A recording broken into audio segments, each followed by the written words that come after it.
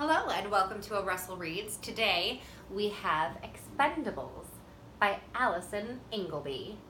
And Expendables is a part of the Rafflecopter that I have going on right now. The link will be below the video or above the video, depending on which platform you're on. And the grand prize for the Rafflecopter is a Kindle Fire 7 preloaded with books, including Expendables.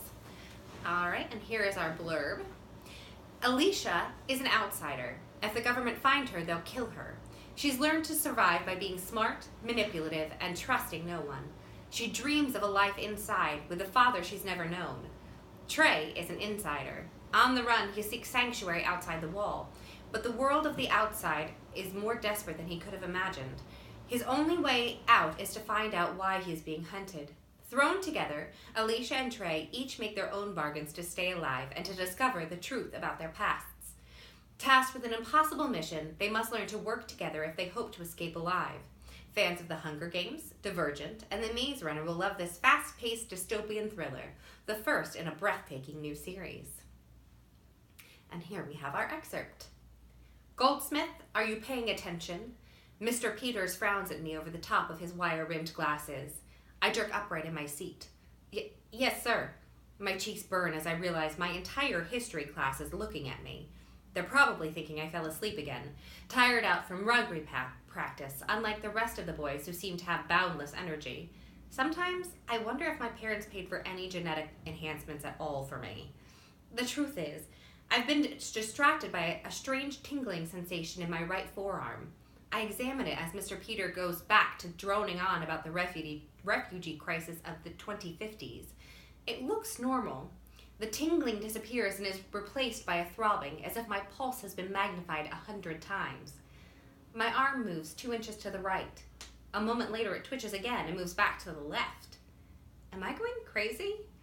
I stare in horror as my right forearm begins to flop limply from side to side like a fish out of water. Every 5 seconds, like an independent limb. Flip, flop. It feels odd, like there's an invisible puppet string attached to my wrist, reaching up through the ceiling to an unknown puppeteer. I lift my arm experimentally. It responds to my mental command as if there's nothing really wrong with it. Then my wrist jerks back. Others begin to notice.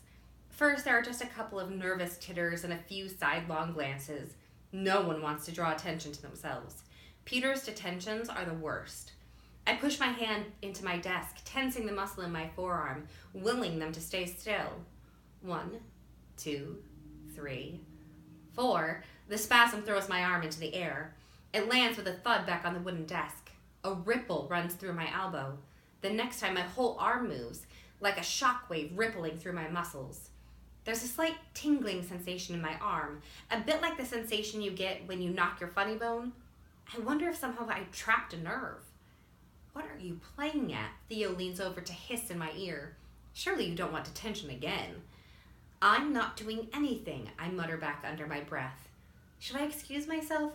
Say I'm not feeling well? Nerves grip my stomach. Heat rises in my cheeks. What's happening to me? The sniggers are louder now. Chairs scrape as my classmates turn to look. Smythe seems to have developed a coughing fit at the back. Mr. Peters is still gazing into the hollow. The geopolitics of the time and the lack of strong leadership from the major world economic players resulted in the failure of the Berlin Refugee Summit to find a solution to the migration problem, he says. I lift my arm, but at that moment it jerks so violently that I end up slapping myself in the face. It is too much for the class. I think Jones is the first to break, or perhaps it's Branson, but the rest of the class follows quickly, unable to contain their mirth. Mr. Peters spins around, his eyes narrowed. What is going on, boys? I hate the way he calls us boys. As if we were still in prep school, not in our final year. My arm chooses that moment to spasm again. A bubble of hysterical laughter rises in my throat. Must not smile. But just thinking that makes the corner of my lips start to twitch. I grab my right hand with my left and push it down between my legs, meeting Mr. Peters' gaze. Is there something wrong, Goldsmith? He punctuates each word with a trace of sarcasm. He has a well of it. I can read his thoughts. Detention. Maybe a trip to the head, a letter home. No, sir. Damn this stutter. Deep breaths. A wave travels up my arm, each muscle fiber passing the movement on to the next. up to my shoulder and back down again. What is happening to me? Is there something wrong with your arm, Goldsmith? He walks over so he's standing in front of my desk. His cold eyes, so pale they're almost white, stare down at me. Put your hands on the desk where I can see them. I hesitate for a moment, squirming in my chair. My face is burning. Now! I place my hands palm down on the desk. Both of them are trembling. How long has it been since the last spasm?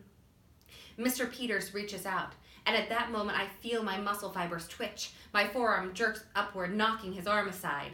The laughter in the classroom dies, and suddenly I'm enveloped in silence.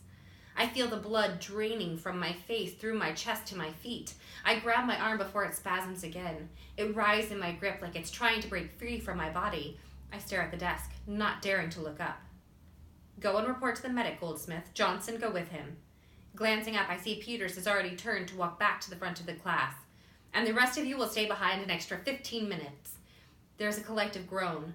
The feeling of relief fades. Great, now I'll be on everyone's bad books. I keep my head down as I walk to the door, avoiding the scowls of my classmates. As I pull open the door, I glance back at Peters, who is standing in front of the hollow. He catches my eye briefly, and a shock ripples through me. His face is white and drawn, as if he's seen a ghost, and he looks as though he's aged 10 years in the span of a minute. In that split second, I realize that he knows what this is, and from the look on his face, it isn't good. And that has been our excerpt from Expendables. Now don't forget to follow the Rafflecopter link and enter to win a copy of Expendables and some other really great books, along with a brand new Kindle Fire 7. And that has been today's Russell Reads. Thank you so much for joining us.